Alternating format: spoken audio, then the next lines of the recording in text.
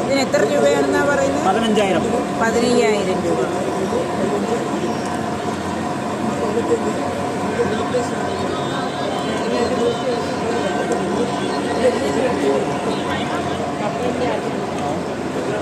ചെറിയ മെഷീനാണ്, പക്ഷേ എണ്ണ നല്ലോണം കിട്ടുന്നുണ്ട്.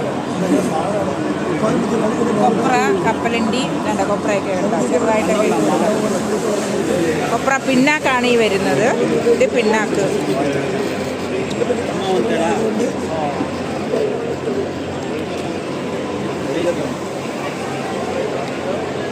രാവിലെ വിളിച്ചാൽ മതി, തിരക്കില്ല.